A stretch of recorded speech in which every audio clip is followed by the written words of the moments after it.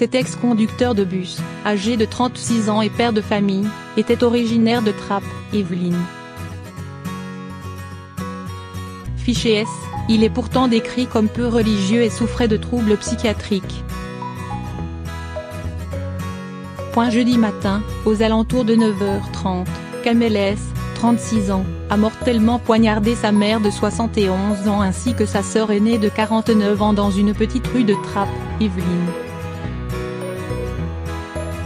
Il a grièvement blessé une passante de 66 ans habitant le quartier avant d'être abattu par les forces de l'ordre. L'attaque, immédiatement revendiquée par Daesh, évoquait aux premiers abords un acte terroriste, d'autant plus que l'assaillant était fiché S. Mais plus le profil de ce dernier se dévoile, plus ses mobiles deviennent troubles. Pour eux, la motivation terroriste n'a pas été retenue. Les investigations se poursuivent afin de déterminer les circonstances et le déroulement exact des faits ainsi que les motivations de leur auteur, à ce jour encore incertaines, a souligné le procureur de Versailles. Un père de famille divorcé et super gentil. Kamel S, âgé de 36 ans, était né à Trappes.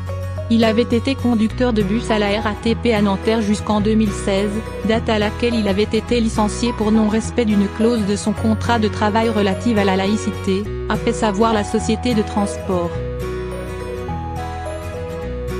Selon ses voisins, il avait récemment divorcé de la mère de ses 3 enfants, et était revenu vivre chez sa mère, dans le quartier où il avait grandi, rapporte Le Parisien. Il était souriant et sportif quand il était au collège, confie un riverain au Quotidien. L'un de ses amis d'enfance ajoute: c'était un garçon super gentil. Un gars sans problème qui aimait le foot et sortir sur Paris. Un fiché est mis en cause pour apologie du terrorisme. Kamel S n'était pourtant pas tout à fait un gars sans problème. Après une condamnation en 2003 pour infraction militaire moins une désertion, il avait fait l'objet d'une procédure pour apologie du terrorisme alors qu'il était conducteur pour la RATP à Nanterre. Selon une source proche de l'enquête, le 15 juillet 2016, au lendemain de l'attentat de Nice, Kamel S a arrêté son bus suite à une altercation avec une passagère et a tenu des propos décousus et furieux sur Allah. Cet incident a conduit à son licenciement, 3 mois plus tard. Cette procédure a finalement été classée sans suite la même année, au motif que l'infraction était insuffisamment caractérisée, a détaillé le parquet de Paris.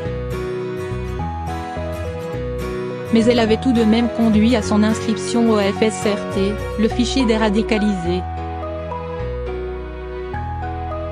Plus fait arc religieux. Mais le profil de Kamel S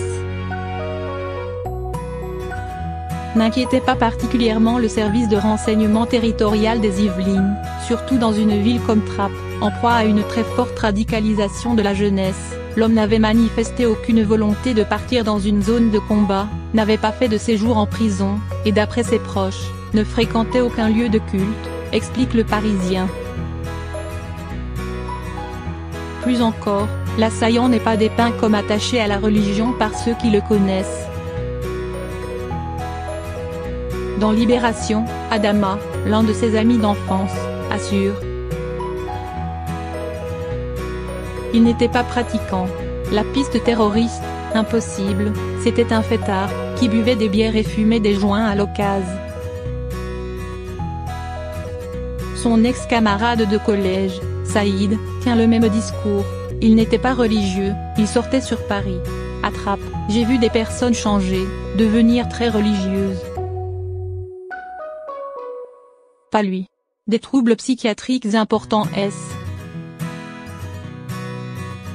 Kamel S présentait en fait davantage le profil d'un déséquilibré que d'un engagé pouvant répondre aux ordres et consignes d'une organisation terroriste comme l'État islamique, a résumé Gérard Collomb, qui s'est rendu à Trappes jeudi.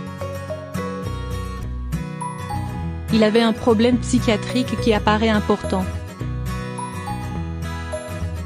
Gérard Collomb. Dans le quartier, il était connu pour ses troubles psychiatriques et avait été interné à l'hôpital Charcot de Plaisir, Yvelines. On parle de terrorisme mais c'est pas un terroriste, c'est un mec qui a pété les plombs, explique à l'AFP Pascal, 59 ans, qui habite dans un immeuble voisin. La famille connaissait des tensions autour de l'héritage paternel, selon une source proche de l'enquête. Kamel S. avait déposé une plainte pour abus de confiance contre ses deux sœurs, plainte classée sans suite en 2017.